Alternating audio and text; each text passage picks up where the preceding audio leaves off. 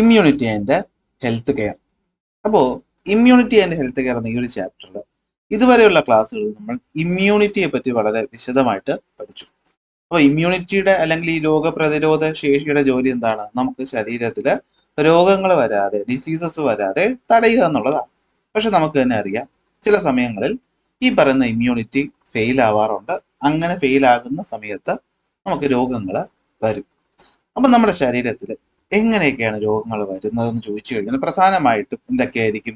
നമ്മുടെ ഇമ്മ്യൂൺ സിസ്റ്റത്തിന്റെ മാൽ ഫങ്ഷൻ, അതായത് ഇമ്മ്യൂൺ സിസ്റ്റം ചില സമയത്ത് ഫെയിൽ ആവും. അതുപോലെ ചിലപ്പോൾ നമുക്ക് ജനിതകമായിട്ടുള്ള ജനറ്റിക് ഡിഫക്റ്റ് ഉണ്ട്, അതായത് ജന്മനാ ചില പ്രശ്നങ്ങൾ നമുക്ക് ഉണ്ടാകും.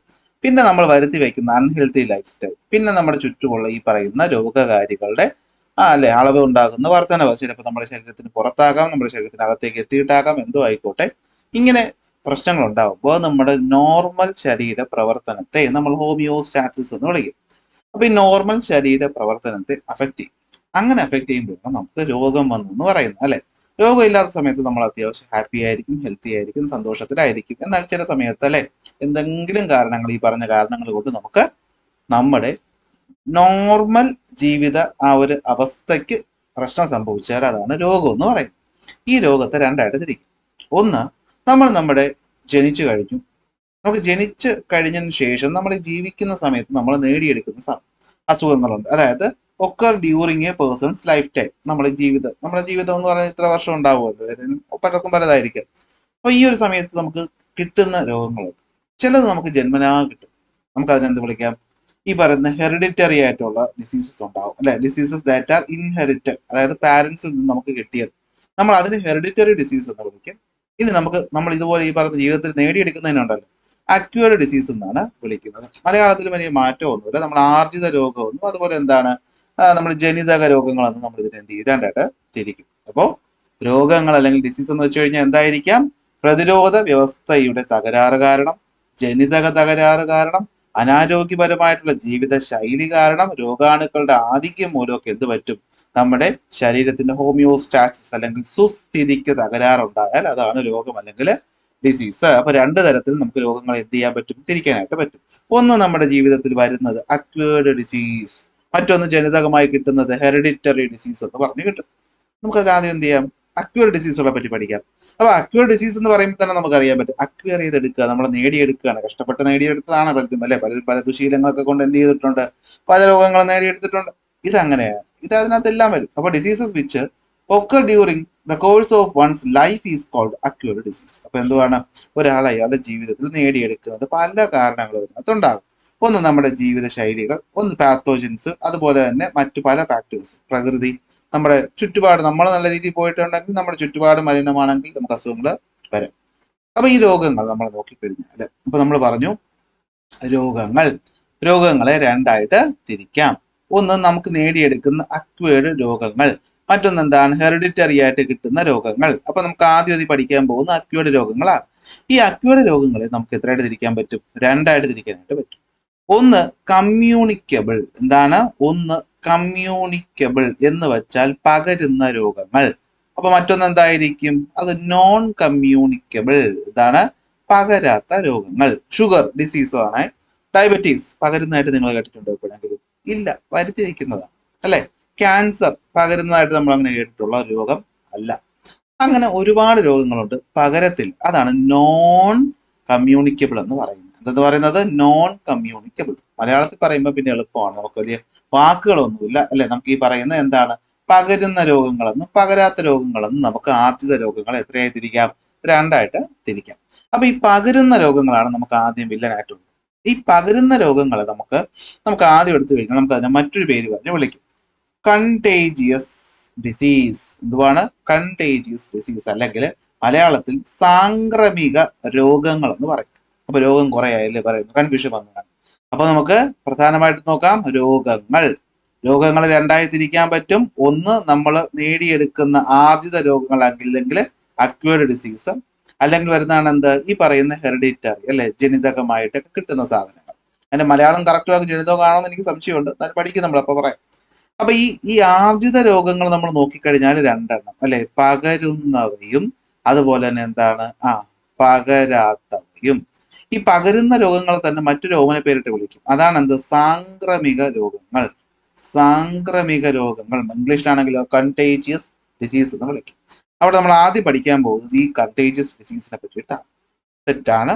അപ്പോ ഈ പറയുന്ന പകരുന്ന രോഗങ്ങളെ തന്നെയാണ് നമ്മൾ എന്ത് വിളിക്കുന്നത്? കണ്ടേജിയസ് ഡിസീസ് എന്ന് വിളിക്കുന്നത്. ഒരുപാടുണ്ട്. ഇന്ന് പഠിപ്പിച്ചു തരാൻ എനിക്ക് എളുപ്പമാണ്. കാരണം സിമ്പിൾ കാര്യങ്ങൾ പറഞ്ഞാൽ മതി, പക്ഷെ പഠിക്കാൻ ഇച്ചിരി പാടാണ്. കാരണം ഒരുപാട് പോയിന്റുകളുണ്ട്.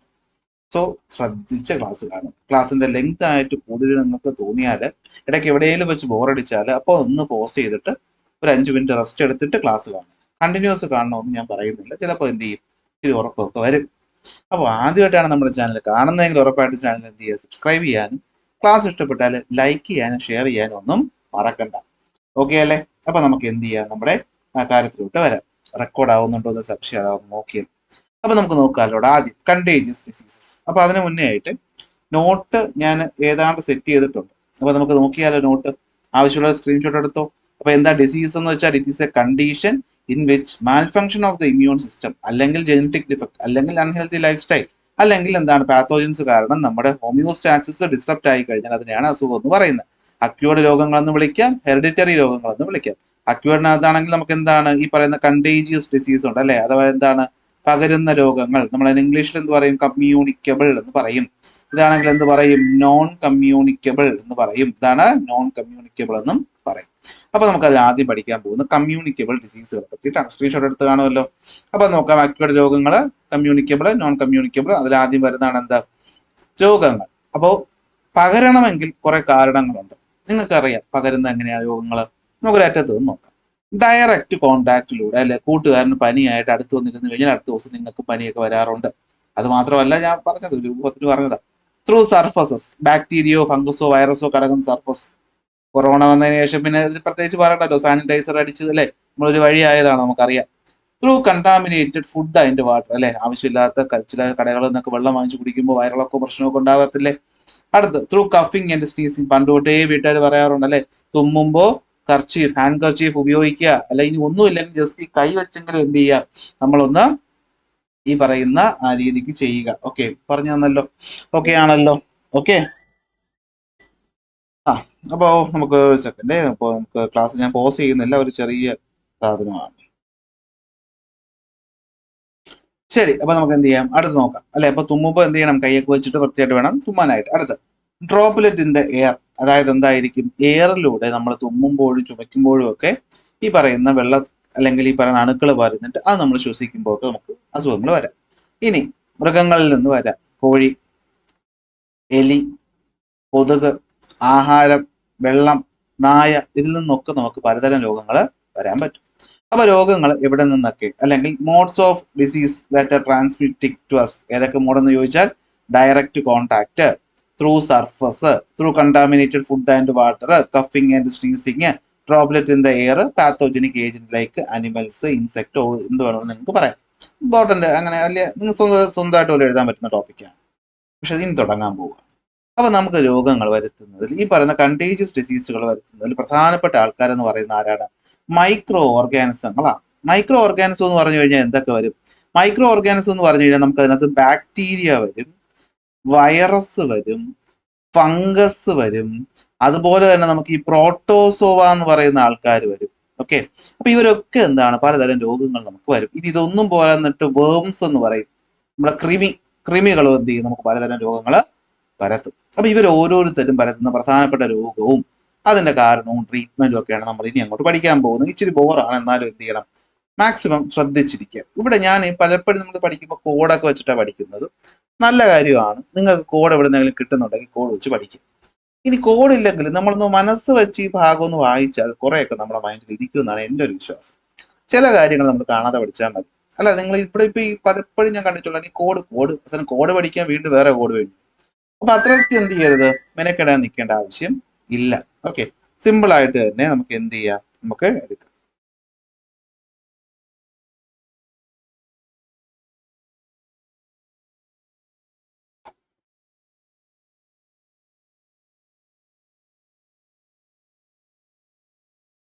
ഓക്കെ, ശരി. തിരക്ക് ഭയങ്കര തിരക്ക്. അപ്പൊ തുടങ്ങാമല്ലോ. ഫസ്റ്റ് നമ്മൾ പഠിക്കാൻ പോകുന്നത് ബാക്ടീരിയയെ പറ്റി. അപ്പോൾ ബാക്ടീരിയ എന്ന് വെച്ച് കഴിഞ്ഞാൽ എങ്ങനെയാണ് നമ്മുടെ ശരീരത്തിൽ രോഗം വരുന്നത്? ബാക്ടീരിയ എന്ന് വെച്ചാൽ നിങ്ങൾക്ക് അറിയാലോ, ബാക്ടീരിയകൾ മൈക്രോ ഓർഗാനിസത്തിൽ വരുന്നതാണ്. ഇവർ നമ്മുടെ ശരീരത്തിലേക്ക് എൻ്റർ ചെയ്തിട്ട് അവിടെ കിടന്ന് പെറ്റ് വരും. എന്നിട്ട് ചിലപ്പോൾ ഇവർ എന്ത് ചെയ്യും, ചില ടോക്സിൻസ് നമ്മുടെ ശരീരത്തിലോട്ട് ഇങ്ങനെ കൊണ്ടുവരും. ഈ ടോക്സിൻസ് ആണെങ്കിൽ അത് ഏത് സെല്ലിലാണോ കയറിയത് അതിനെ എന്ത് ചെയ്യും, നശിപ്പിക്കും. അല്ലെങ്കിൽ ചില എൻസൈംസ് ഉണ്ടാക്കും, അത് നമ്മുടെ സെല്ലുകളെ എന്ത് ചെയ്യും, നശിപ്പിക്കും. ഈ ഒരു രീതിയിലാണ് ബാക്ടീരിയ നമ്മുടെ ശരീരത്തിൽ പ്രവർത്തിക്കുന്നത്. അപ്പോൾ പ്രവർത്തനം എങ്ങനെ, ഈ ഭാഗത്തുനിന്ന് കൂടുതലും രോഗങ്ങളെ ബന്ധപ്പെട്ട് വരുമെന്നാണ് എൻ്റെ മനസ്സ് പറയുന്നത്. എങ്കിലും അറിഞ്ഞു വെച്ചേക്കുക, ബാക്ടീരിയ നമ്മുടെ ശരീരത്തിലോട്ട് വന്നിട്ട് രണ്ട് കാര്യങ്ങളാണ് ചെയ്യുന്നത്.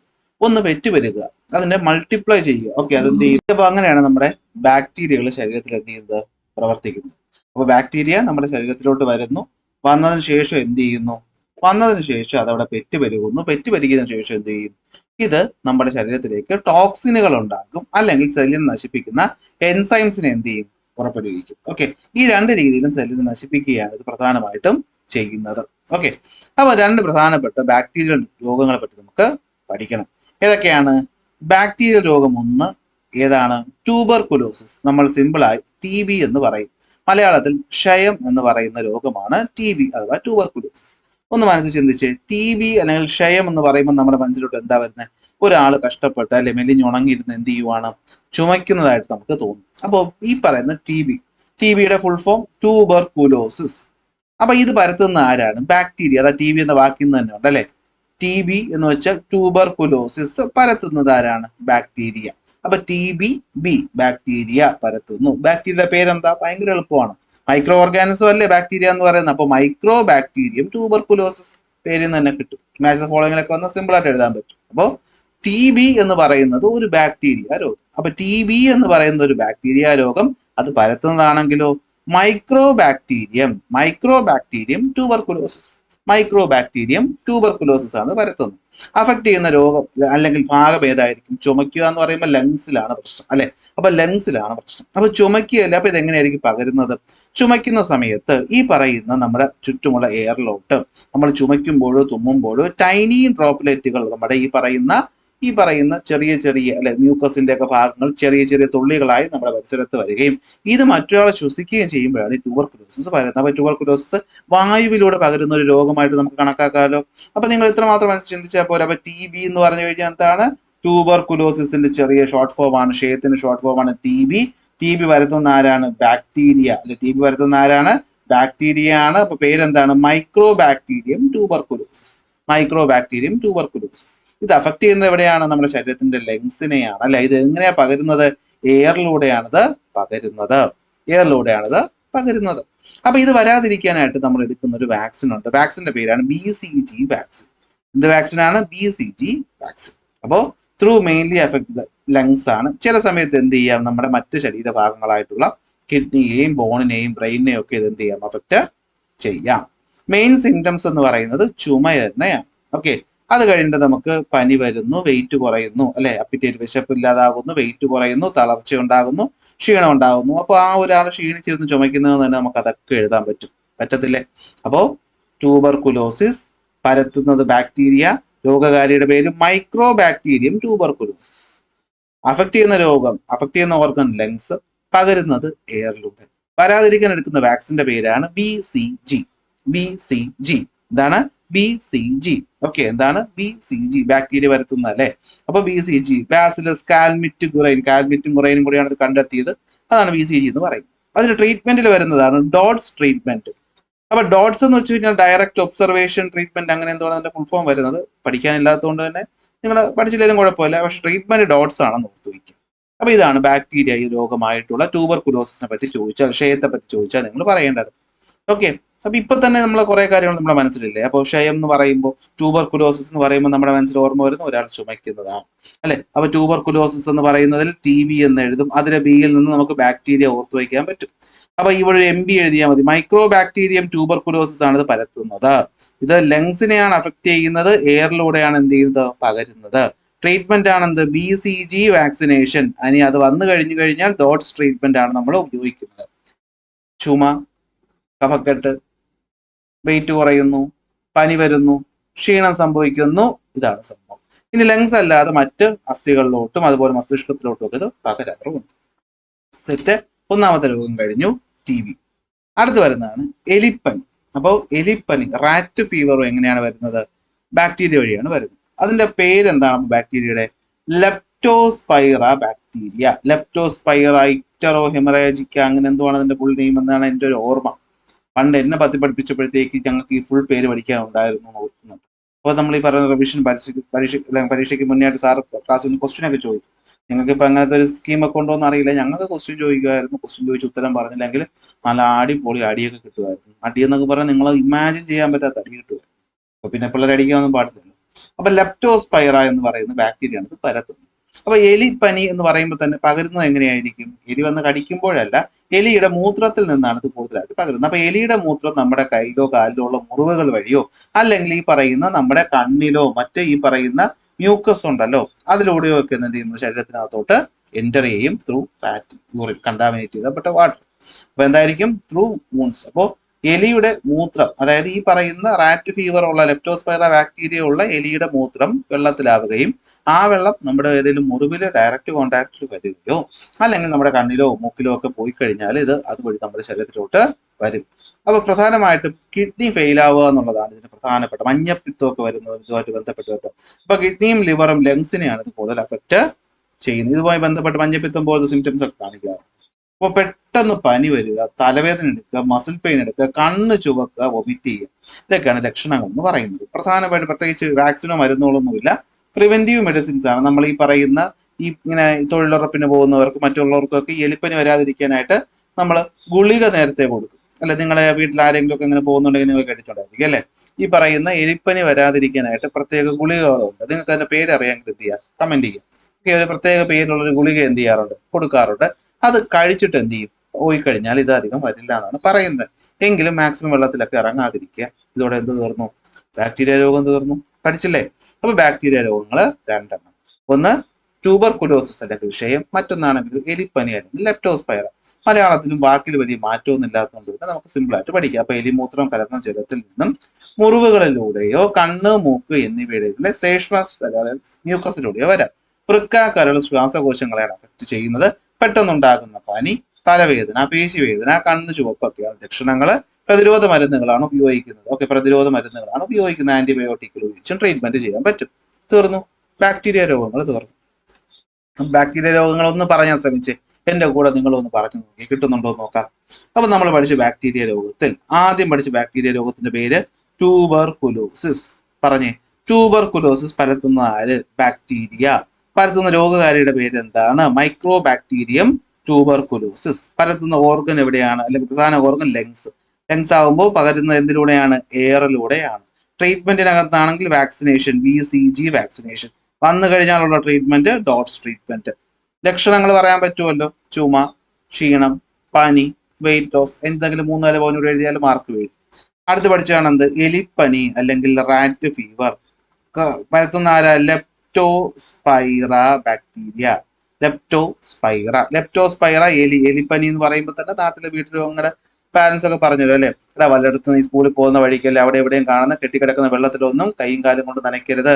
കാരണം എന്താണ്? എലിയുടെ മൂത്രം, എലിയുടെ യൂറിൻ കലർന്ന വെള്ളം എങ്ങനെ നമ്മുടെ ഏതെങ്കിലും കയ്യിലോ കാലിലോ ഉള്ള മുറിവുകൾ വഴിയോ അല്ലെങ്കിൽ നമ്മുടെ കണ്ണിലോ മൂക്കിലോ ഉള്ള മ്യൂക്കസിലൂടെയോ നമ്മുടെ ശരീരത്തിനുള്ളിലേക്ക് എത്താം. അപ്പോൾ അതാണ് ഈ പറയുന്നത്. അപ്പൊ രോഗകാരി വളരെ ഇമ്പോർട്ടന്റ് ആണ്, ചോദിക്കാൻ നല്ല ചാൻസ് ഉണ്ട്, പഠിച്ചു.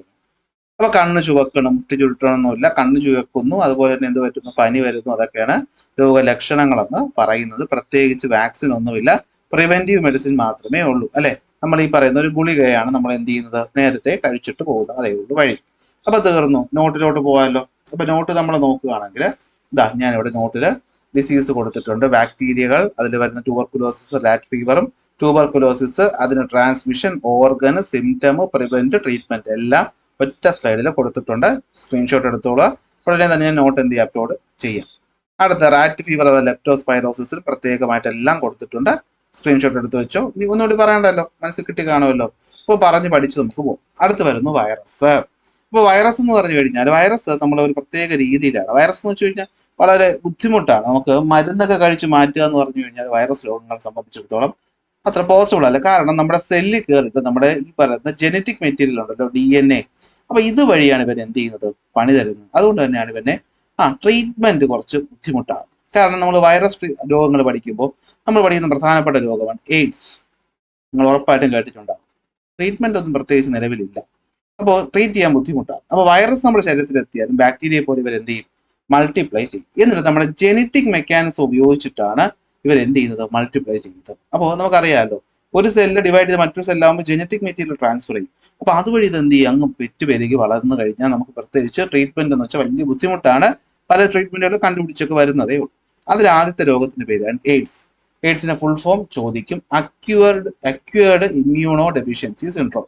Acquired immuno deficiency syndrome. പേരിൽ നിന്ന് തന്നെ മനസ്സിലായി, ഇമ്മ്യൂണോ ഡെഫിഷ്യൻസി. അപ്പൊ ഇമ്മ്യൂണിറ്റി ഇല്ലാതാവുകയാണ് എന്ത്? ഈ രോഗത്തിന്റെ പ്രധാന ലക്ഷണം. പരത്തുന്ന ആരാ? HIV, അല്ലെ? Human immunodeficiency virus. അപ്പൊ രണ്ടിൽ നിന്ന് ഒന്ന് തന്നെ കിട്ടിയല്ലോ, അല്ലെ? അപ്പോൾ എയ്ഡ്സ് എന്ന് വെച്ച് കഴിഞ്ഞാൽ ഫുൾ ഫോം എന്താണ്? അക്വേർഡ്, നേടിയെടുക്കുന്നതാണ്, അല്ലെ? ചില സമയത്ത് പ്രവർത്തികൾ കൊണ്ടോ ചിലപ്പോൾ അറിയാതെയോ ഒക്കെ കിട്ടുന്നതാണ്. അപ്പൊ അക്വേർഡ് ഇമ്മ്യൂണിറ്റി ഡെഫിഷ്യൻസി സംഭവിക്കുന്ന അസുഖം, ഇമ്മ്യൂണിറ്റി ഡെഫിഷ്യൻസി സംഭവിക്കും. അപ്പൊ പരത്തുന്ന ഓർഗൻ ഏതായിരിക്കും? Human immunodeficiency virus. എന്തുവാണ്? ഹ്യൂമൻ ഇമ്മ്യൂണോ ഡെഫിഷ്യൻസി വൈറസ് അഥവാ HIV ആണിത് പരത്തുന്നത്.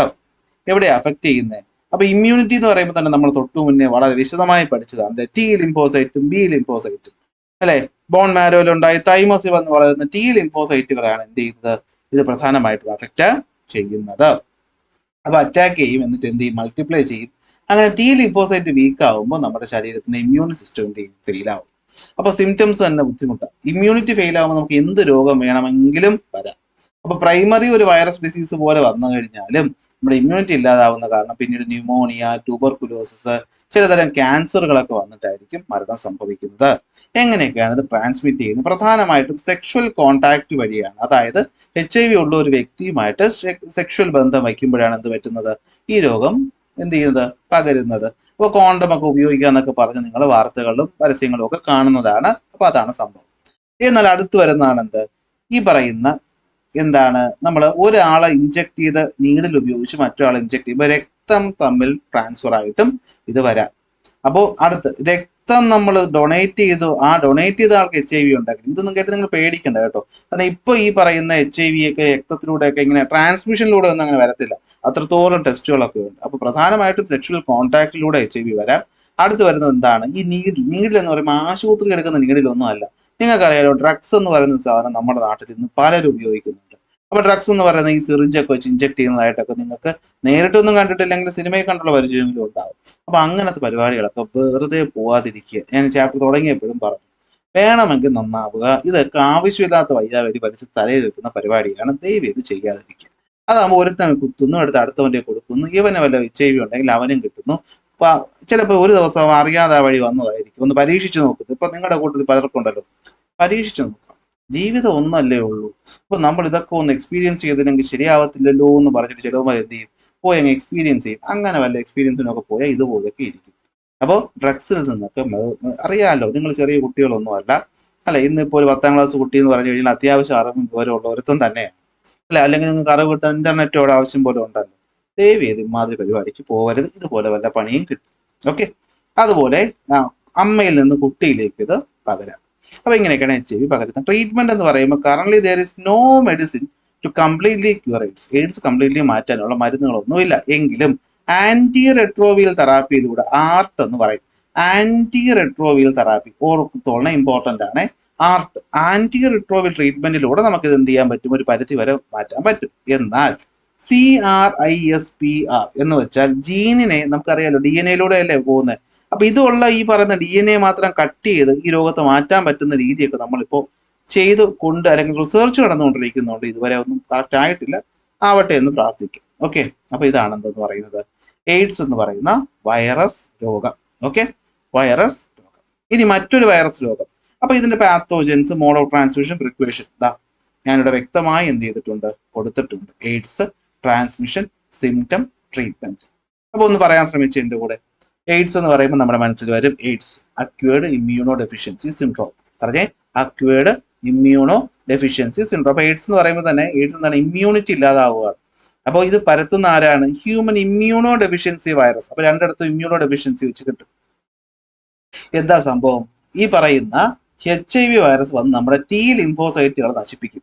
അപ്പൊ എന്ത് പറ്റും? ബോഡിക്ക് ഇമ്മ്യൂണിറ്റി ഇല്ലാതായിട്ട് മാറും. അപ്പോൾ സെക്ഷുവൽ കോണ്ടാക്റ്റിലൂടെ, അതുപോലെ തന്നെ എന്താണ് ഈ പറയുന്ന നീഡിലൊക്കെ ഷെയർ ചെയ്യുന്നതിലൂടെയൊക്കെയാണ് എന്ത് പറ്റുന്നത്, ഈ രോഗങ്ങൾ പകരുന്നത്. ഓക്കെ, അപ്പൊ എന്തൊക്കെയാണ്? സെക്ഷുവൽ കോണ്ടാക്റ്റിലൂടെ, നീഡിൽ ഷെയർ ചെയ്യുന്നതിലൂടെ, ട്രാൻസ്മിഷൻ ഓഫ് ബ്ലഡിലൂടെയൊക്കെയാണ് ഇത് പകരുന്നത്. സിംറ്റംസ് എന്ന് പറയുന്നത് നമുക്ക് വൈറസ് ഡിസീസ് പോലെയാണ്. കുറച്ച് കഴിയുമ്പോൾ ഡെഡ്ലി ആയിട്ടുള്ള പല ഡിസീസ് നമുക്ക് കയറി വരാം. ട്രീറ്റ്മെന്റ് എന്ന് പറയുമ്പോൾ പ്രധാനമായിട്ടും ഇപ്പൊ ട്രീറ്റ്മെന്റ് ഒന്നും ഇല്ലെങ്കിലും ഒരു ട്രീറ്റ്മെന്റ് ആണ് ആന്റി റിട്രോവിയൽ ട്രീറ്റ്മെന്റ്, അല്ലെങ്കിൽ ജീനിനെ കട്ട് ചെയ്യുന്ന CRISPR ആണ് മറ്റൊരു മെത്തേഡ്. റിസർച്ചുകൾ നടക്കുന്നതേ ഉള്ളൂ. അടുത്ത വൈറസ് രോഗമാണ് എന്ത്? Nipah virus. അപ്പൊ ഇതിന്റെയൊക്കെ രോഗകാരികളുടെ കൂടെ പേരിൽ തന്നെ വൈറസ് ഉള്ളത് കൊണ്ട് നമുക്ക് ഓർക്കാൻ പറ്റും.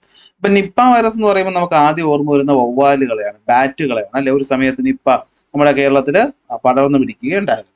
അപ്പൊ നിപ്പ പരത്തുന്നത് നിപ്പ വൈറസ് എന്താണ്? പനി, തലവേദന, മസിൽ പെയിൻ, ചുമ, ഛർദിലൊക്കെയാണ് ഇനീഷ്യൽ സിംറ്റംസ് എന്ന് പറയുന്നത്. നോക്കിയേ, കുറച്ച് കഴിയുമ്പോഴത്തേക്കും ഇതെന്ത് പറ്റും? ഈ ഡിസ്ഓറിയന്റേഷൻ, അതായത് നമുക്കൊരു സ്ഥലകാല ബോധം ഇല്ലാതാവും, നമ്മുടെ ബ്രെയിൻ അത്രയ്ക്ക് എഫക്റ്റ് ആവും. നമ്മൾ ഈ എപ്പിലെപ്സി പോലെയുള്ള കോൺഷ്യസ്നസ് നഷ്ടപ്പെടുന്ന അവസ്ഥയാണ്. അപ്പൊ ഈ പറയുന്ന ബാറ്റിൽ നിന്നും ഫ്രൂട്ട്സിലോട്ടും, ആ ഫ്രൂട്ട്സ് നമ്മൾ ഡയറക്റ്റ് ആയിട്ട് കഴിച്ചാൽ അതിൽ നിന്നും, പിന്നെ വ്യക്തികളിൽ നിന്നും, അതുപോലെ തന്നെ ഇത് കഴിക്കുന്ന മൃഗങ്ങളിൽ നിന്നൊക്കെയാണ് നമുക്ക് ഈ നിപ്പ വൈറസ് എന്ത് ചെയ്യുന്നത്, വരുന്നത്. നിലവിൽ ഒരു ട്രീറ്റ്മെന്റും ഇല്ല, സപ്പോർട്ടീവ് കെയർ മാത്രമേ ഉള്ളൂ, അല്ലാതെ ഒരൊറ്റ ട്രീറ്റ്മെന്റ് നമുക്ക് നിലവിൽ ഇല്ല. അപ്പൊ നിപ്പ പരത്തുന്ന ആരാണ്? നിപ്പ വൈറസ് ആണ്. ഫീവറും ഹെഡേക്കും മസിൽ പെയിനുമാണ്. കുറച്ച് കഴിയുമ്പോൾ ഡിസ്ഓറിയന്റേഷൻ, എപ്പിലെപ്സി ഒക്കെ വരും.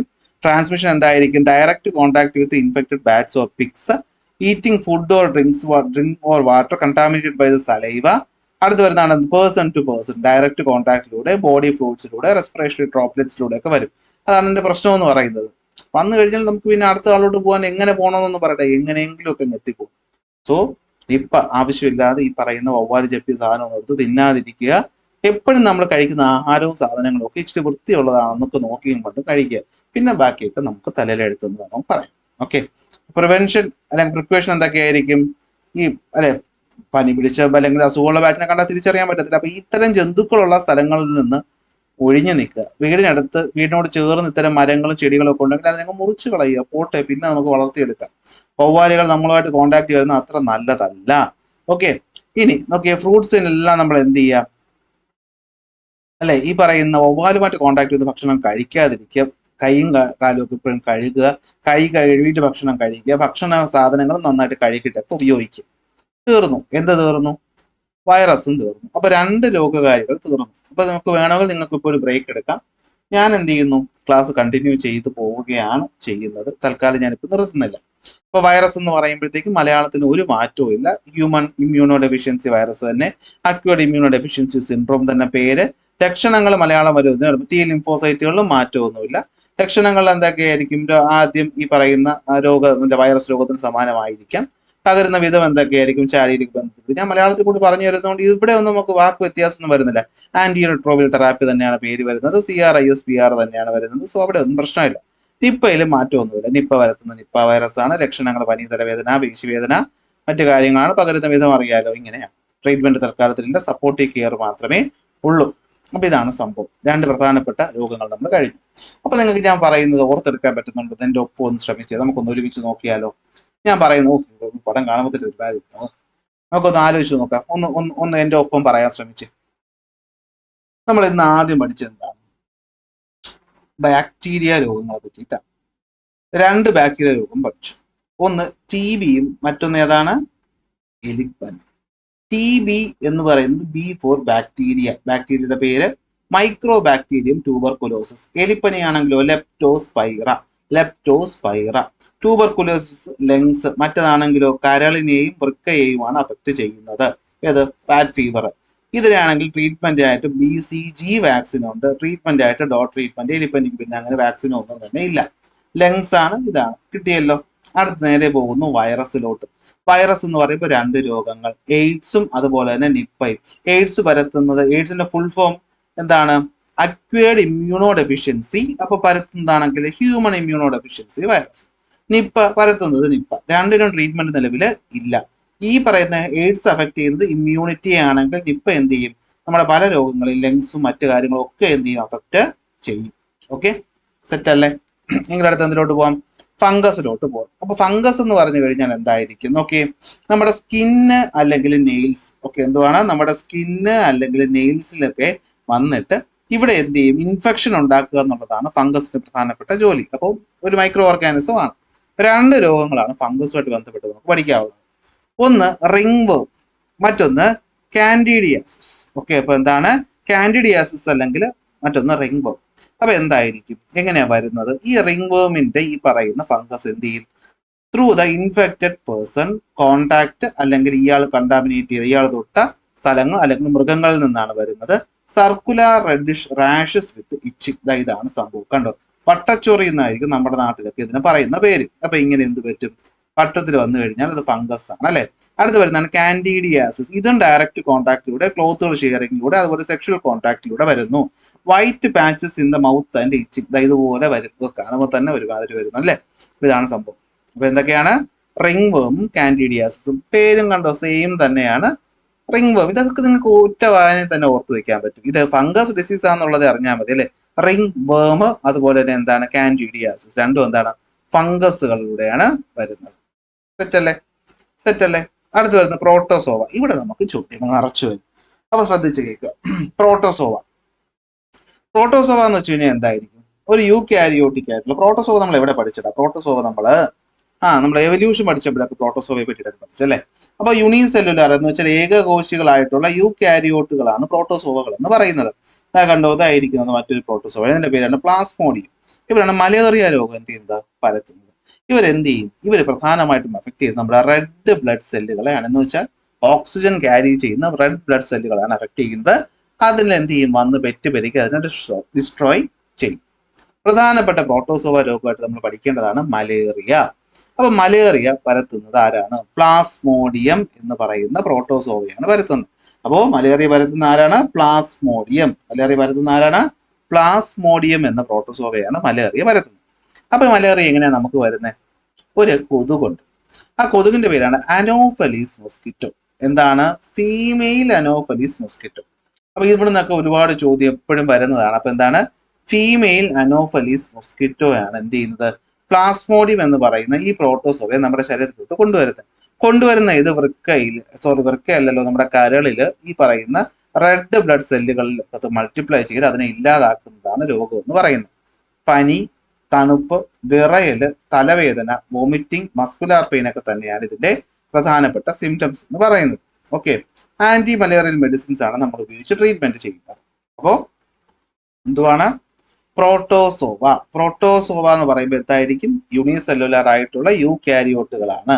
പരത്തുന്ന രോഗത്തിന്റെ പേരാണ് എന്ത്? മലേറിയ. എന്താണ്? മലേറിയ. മലേറിയ പരത്തുന്നത് ആരാണ്? മലേറിയ പരത്തുന്നത് ഫീമെയിൽ അനോഫലീസ് മൊസ്കിറ്റോ ആണ്. ഓക്കെ, അപ്പോൾ ഫാമിലി ആയിട്ട് പോകുന്ന ഫീമെയിൽ അനോഫലീസ് മൊസ്കിറ്റോ ആണിത് പരത്തുന്നത്. അപ്പൊ രോഗകാരിയുടെ പേരാണ് പ്ലാസ്മോഡിയം. ഇതാണ് പ്ലാസ്മോഡിയം. അപ്പൊ പ്ലാസ്മോഡിയം ഫീമെയിൽ അനോഫലീസ് മൊസ്കിറ്റോ ആണ് ഇത് എന്ത് ചെയ്യുന്നത്? പരത്തുന്നത്. അപ്പോൾ പ്ലാസ്മോഡിയം പരത്തുന്നത് ഫീമെയിൽ അനോഫലീസ് മൊസ്കിറ്റോ. പനി, ജലദോഷം, സിംറ്റംസ് നിങ്ങൾ എല്ലാത്തിനും കൂടി ചേർത്ത് അല്ലെ, അത്യാവശ്യം വ്യത്യാസമൊന്നും ഇല്ലാത്തൊക്കെ ഏതാണ്ട് ഒരുപോലെ പഠിച്ചു വെച്ചാൽ. അടുത്തത്, അപ്പൊ പ്രോട്ടോസോവളെ പറ്റി പറയുമ്പോൾ എടുത്തു പറയേണ്ട ഒന്നാണ് നമ്മുടെ ഈ അമീബിക് എൻസെഫലൈറ്റിസ് അല്ലെ, അമീബിക് മസ്തിഷ്ക ജ്വരം എന്ന് പറയും. അപ്പൊ ഈ അടുത്ത കാലത്ത് നമ്മൾ കേട്ട ഒരു രോഗമാണ് ഈ അമീബിക് മസ്തിഷ്ക ജ്വരം എന്ന് പറയുന്നത് അല്ലെ. അപ്പൊ ഇത് എങ്ങനെയാണെന്ന് വെച്ച് കഴിഞ്ഞാൽ നോക്കിയേ. അപ്പോ നെഗ്ലേരിയ ഫൗലേറി, ഓക്കെ, ഫൗലേറി എന്നാണോ ഫൈലേറി എന്നാണോ എന്ന് അറിഞ്ഞുകൂടാ, ഫൗലേറി എന്നുള്ള പറയുന്ന ഒരു അമീബയാണ് ഇത് പരത്തുന്നത്. കെട്ടിക്കിടക്കുന്ന വെള്ളത്തിലൂടെ നമ്മുടെ മൂക്കുകളിലൂടെ ഒക്കെ വന്നിട്ട് നമ്മുടെ മസ്തിഷ്കത്തിൽ പോയിട്ട് അവിടെ എന്ത് ചെയ്യും? അസുഖം ഉണ്ടാകും. അപ്പൊ ഇത് ഇങ്ങനെ ഈ ഒരു പ്രത്യേക രീതിയിൽ തന്നേക്കുന്നതാണ്. നമുക്ക് എന്ത് ചെയ്യാം? പഠിക്കാം. അപ്പോ പ്രോട്ടോസോവ പരത്തുന്ന രണ്ട് ഭാഗങ്ങൾ നമ്മൾ പഠിച്ചു. ഒന്ന് മലേറിയ, പ്രോട്ടോസോവ ഗണത്തിൽ വരുന്നതാണെങ്കിൽ നമുക്ക് അമീബ പരത്തുന്നതാണ് എന്ത്? ഈ അമീബിക് മസ്തിഷ്ക ജ്വരം. നെഗ്ലേരിയ ഫൗലേറി എന്നാണ് ഇതിനെ വായിക്കുന്നത്. ഓക്കെ, നെഗ്ലേറിയ ഫൗലേറി എന്ന് പറയുന്ന ദാനം കെട്ടിക്കിടക്കുന്ന വെള്ളത്തിലൂടെ അല്ലെ, സ്വിമ്മിംഗ് പൂളിൽ നിന്നും പോകരുതെന്ന് പറഞ്ഞ വാർത്ത പറഞ്ഞിട്ടുണ്ടായിരുന്നു. കെട്ടിക്കിടക്കുന്ന വെള്ളത്തിലൂടെ നമ്മുടെ ശരീരത്തിലേക്ക് എത്തുകയും രോഗങ്ങൾ പരത്തുകയും ആണ് ഇവര് ചെയ്യുന്നത്.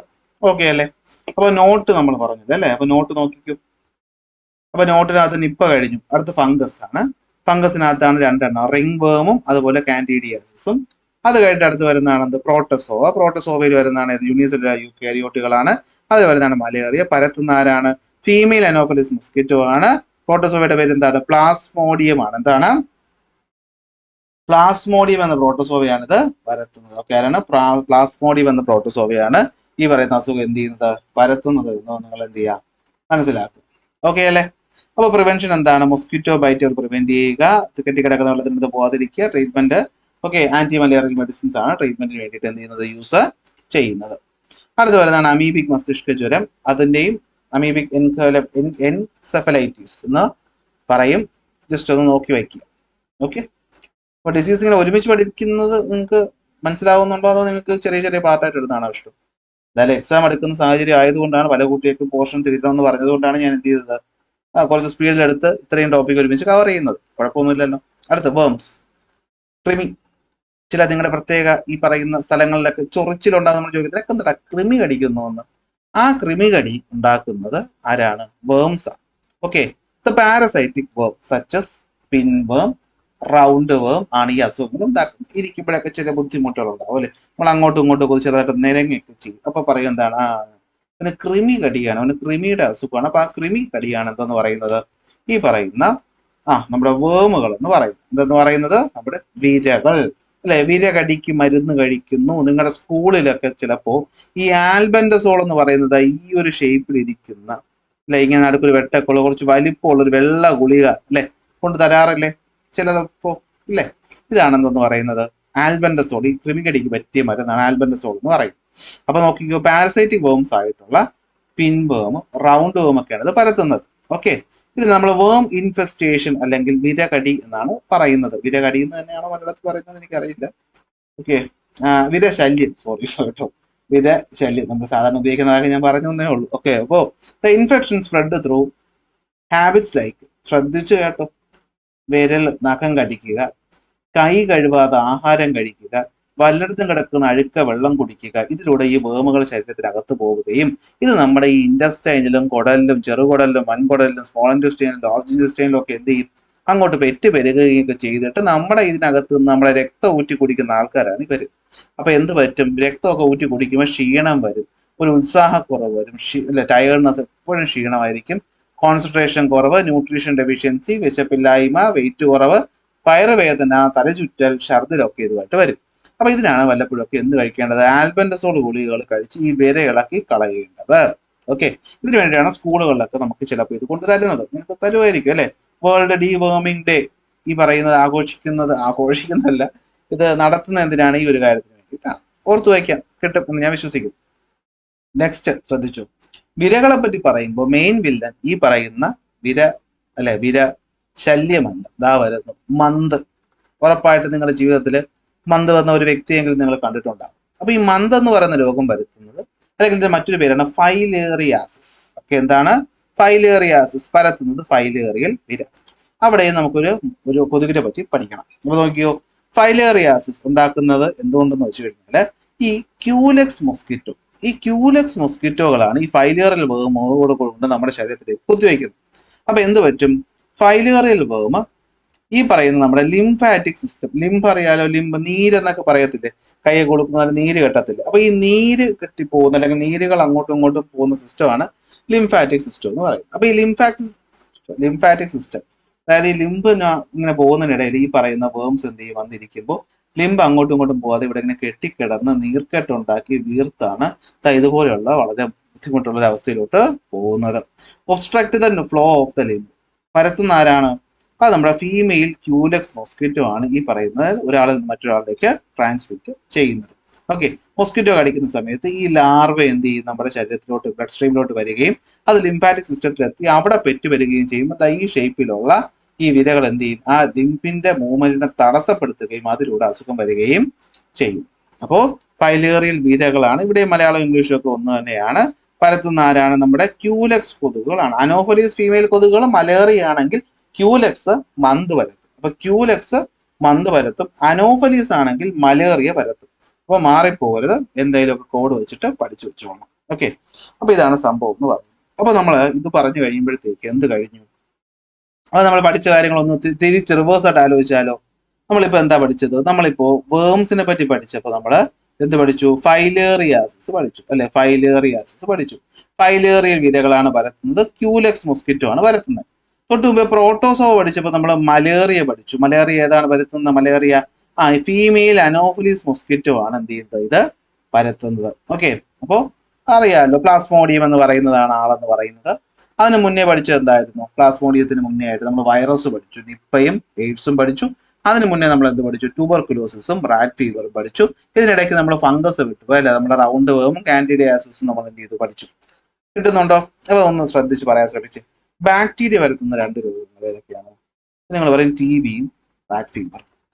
വൈറസ് രോഗങ്ങളാകുമ്പോൾ നിങ്ങൾ പറയും എയ്ഡ്സും നിപ്പയും. ഫംഗസ് ആണെങ്കിൽ നിങ്ങൾ പറയും റൗണ്ട് വേമും അതുപോലെ കാൻഡിഡിയാസിസും. പ്ലാസ്മോഡിയം ആണെങ്കിൽ നിങ്ങൾ പറയും മലേറിയ, വേണമെങ്കിൽ അമീബിക് മസ്തിഷ്ക ജ്വരവും പറയാം. വേം ആണെങ്കിൽ ഒന്ന് ഈ പറയുന്ന വിരശല്യം എന്ന് പറയുന്നതും, അല്ലെങ്കിൽ എന്താണ് ഇപ്പോൾ പറഞ്ഞ വൈലേറിയാസിസ്, നിങ്ങൾ വൈലേറിയൽ വിരകളെ പറ്റിയിട്ട് പറയും.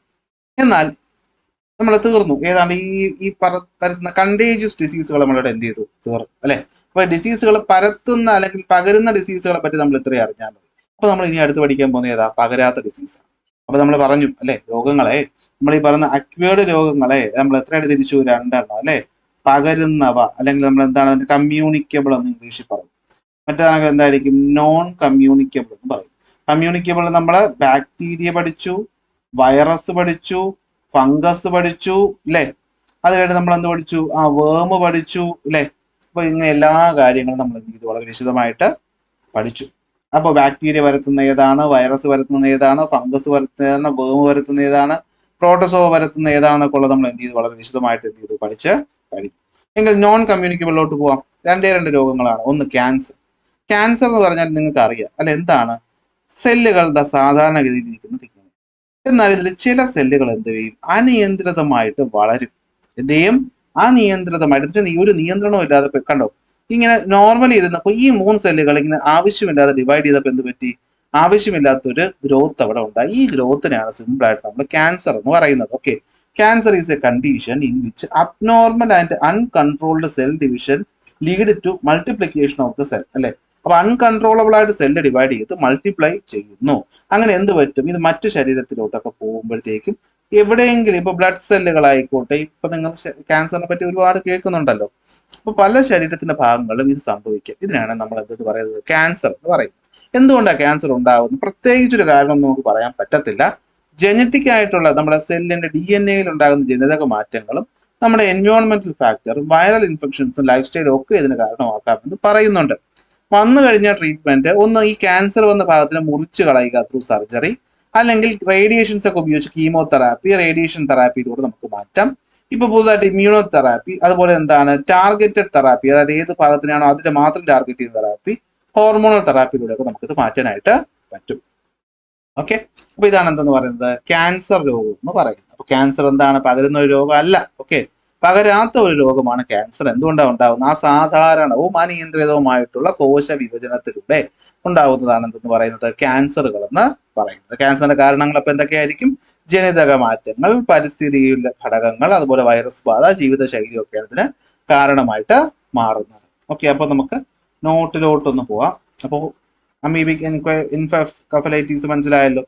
വേമ്, വിരശല്യം ഉണ്ടാകുന്നത് എങ്ങനെ? പ്രിവെന്റ് ചെയ്യുന്നത്. സ്ക്രീൻഷോട്ട് എടുത്ത് വയ്ക്കാമല്ലോ. ഫൈലേറിയാസിസ്, നമ്മുടെ മന്ത് പകരുന്നത് എങ്ങനെ? പ്രിവെന്റ് ചെയ്യുന്നത് എങ്ങനെ? ട്രാൻസ്മിഷൻ നടത്തുന്നത് എങ്ങനെ? സ്ക്രീൻഷോട്ട് എടുത്ത് വയ്ക്കാമല്ലോ. ക്യാൻസർ കണ്ടീഷൻ എന്താണ്? റീസൺ എന്താണ്? പെക്യൂരിയാരിറ്റി എന്താണ്? ട്രീറ്റ്മെന്റ് മെത്തേഡുകൾ എന്താണ്? സെറ്റായിട്ട് പറഞ്ഞിട്ടുണ്ട്. ഇനി ലാസ്റ്റ് വരുന്നതാണ് നമുക്ക് മറ്റ് ചെറിയ രോഗങ്ങൾ, അതായത് നമ്മുടെ ജീവിതശൈലി രോഗങ്ങൾ. എന്തൊക്കെയായിരിക്കും? ഡയബറ്റീസ്, BP, ഹൈപ്പർ ടെൻഷൻ, അതൊക്കെ അൺഹെൽത്തി ഡയറ്റ്, എക്സസൈസ് ഇല്ലായ്മ, സ്ട്രെസ്. ഒക്കുപേഷണൽ രോഗമാണ് സിലിക്കോസിസ്. ഈ പറയുന്ന പൊടിപടലങ്ങൾ കൂടുതലുണ്ടാകുന്ന സ്ഥലങ്ങളിൽ ജോലി ചെയ്യുന്നവർക്കാണ് ഇതുണ്ടാകുന്നത്. ഡസ്റ്റ് അല്ലേ ആണ് ലങ്സിലോട്ട് പോയിട്ടാണ് സിലിക്കോസിസ്, അതുപോലെ ആസ്പെറ്റോസിസ് എന്നൊക്കെ പറഞ്ഞ രോഗങ്ങൾ ഉണ്ടാകുന്നത്. ഇനി റൂമാറ്റിക് എന്നാ പറയുന്നത്. ഓക്കെ, ഇത് rheumatoid arthritis. Okay, rheumatoid arthritis എന്ന് പറയും നമ്മൾ അതിന് മലയാളത്തിൽ, ഇംഗ്ലീഷിൽ റൂമറ്റോയിഡ് ആർത്രൈറ്റിസ് എന്നാ പറയുന്നത്.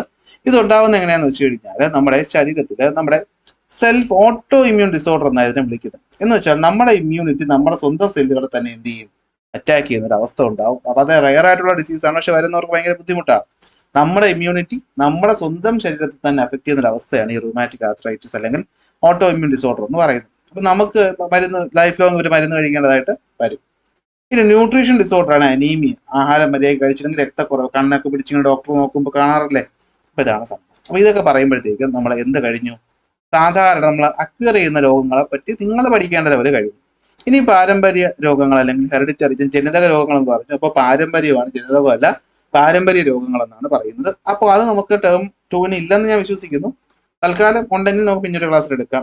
ഇപ്പൊ തന്നെ ക്ലാസ് അത്യാവശ്യം ലെങ്തിയായി. നമ്മൾ ഇതോടെ നിർത്തുവാണ്. അപ്പൊ തീരുന്നതിന് മുന്നേറ്റ് പോവണ്ട. നമ്മൾ പറഞ്ഞ രോഗങ്ങളെ പറ്റിയിട്ടൊക്കെ ഒന്ന് ചിന്തിച്ചു നോക്കി. അപ്പോൾ ഡിസീസ് എന്ന് പറഞ്ഞു കഴിഞ്ഞാൽ 2: അക്യൂർഡ് ഡിസീസും അതുപോലെ തന്നെ ഹെറിഡിറ്ററി ഡിസീസും. അക്യൂർഡ് ഡിസീസിനകത്താണെങ്കിൽ എന്താണ്? കമ്മ്യൂണിക്കബിളും നോൺ കമ്മ്യൂണിക്കബിളും. കമ്മ്യൂണിക്കബിളിനകത്താണെങ്കിൽ മൈക്രോ ഓർഗാനിസങ്ങൾ ഉണ്ടാക്കുന്നതാണ് മെയിൻ ആയിട്ട് വരുന്നത്. ബാക്ടീരിയ ഉണ്ട് അല്ലെ, അത് കഴിഞ്ഞ് നമ്മൾ പഠിച്ചു വൈറസ് ഉണ്ട്, അത് കഴിഞ്ഞ് ഫംഗസ് ഉണ്ട്, അത് കഴിഞ്ഞ് പ്രോട്ടോസോവയുണ്ട്, വേംസ് ഉണ്ട്, നമ്മൾ പഠിച്ചു. ബാക്ടീരിയക്കകത്താണെങ്കിൽ നമ്മൾ ഏതൊക്കെ പഠിച്ചു? ബാക്ടീരിയ നമ്മൾ ട്യൂബർകുലോസിസും പഠിച്ചു, റാറ്റ് ഫീവറും പഠിച്ചു. വൈറസിനകത്താണെങ്കിൽ എയ്ഡ്സും പഠിച്ചു, അതുപോലെ നിപ്പയും പഠിച്ചു. ഫംഗസിനകത്താണെങ്കിൽ റൗണ്ട് വേമും കാൻഡിഡിയാസിസും പഠിച്ചു. ഫൈലേറിയ അല്ലെ, ഈ പറയുന്ന പ്രോട്ടോസോവയ്ക്കകത്താണെങ്കിൽ നമ്മൾ മലേറിയ പഠിച്ചു, അതുപോലെ അമീബിക് എൻകഫലൈറ്റീസ് പഠിച്ചു. വേമിനകത്താണെങ്കിൽ നമ്മൾ ഈ പറയുന്ന മന്തിനെ പറ്റിയിട്ടും അല്ലെങ്കിൽ ഫൈലേറിയാസിസിനെ പറ്റിയിട്ടും പഠിച്ചു. പിന്നെ പകരാത്ത രോഗങ്ങളിൽ നമ്മൾ ആരെ പറ്റി പഠിച്ചു? ക്യാൻസറിനെ പറ്റി പഠിച്ചു. പിന്നെ നമ്മൾ ഡയബറ്റീസ്, അതുപോലെ റൂമത്തോയിഡ് ആർത്രൈറ്റീസിനെ പറ്റിയിട്ടും ഒക്കെ പഠിച്ചു. അപ്പൊ ഇത്രയും കാര്യത്തിനകത്ത് 2 കൊതുകുകളെ പറ്റി പറഞ്ഞല്ലോ. ഏതൊക്കെയാണ്? ഒന്ന് മലേറിയ പരത്തുന്ന ഫീമെയിൽ അനോഫലീസ് മോസ്കിറ്റോ, ഫൈലേറിയാസിസ് പരത്തുന്നതാണെങ്കിൽ ആരാണ്? Culex mosquito. അപ്പൊ 2 പേരുകൾ ഓർത്തു വെച്ചോളാം, വയ്ക്കുമല്ലോ. അപ്പൊ ഇത് രണ്ടുമാണ് പ്രധാനമായിട്ട്. അടുത്ത് എലി പരത്തുന്നതാണ് റാറ്റ് ഫീവർ. ബാക്കിയൊക്കെ നിങ്ങൾക്ക് കിട്ടിയിട്ടുണ്ടാകും. അപ്പൊ വവ്വാല് പരത്തുന്ന ഏതാണ്? വവ്വാല് പരത്തുന്നത് നിപ്പയാണ് അല്ലെ. വവ്വാല് പരത്തുന്ന രോഗം ഏതാണ്? നിപ്പയാണ് വവ്വാല് പരത്തുന്നത്. അപ്പൊ ഇതാണ് നമ്മുടെ പ്രധാനപ്പെട്ട രോഗങ്ങളും രോഗകാരികളും. നന്നായിട്ട് പഠിക്കുക, നല്ല രീതിയിൽ മാർക്ക് സ്കോർ ചെയ്യുക. നമുക്ക് അടുത്ത ക്ലാസ്സിൽ എന്ത് ചെയ്യാം? അടുത്ത ടോപ്പിക്കുമായിട്ട് കാണാം.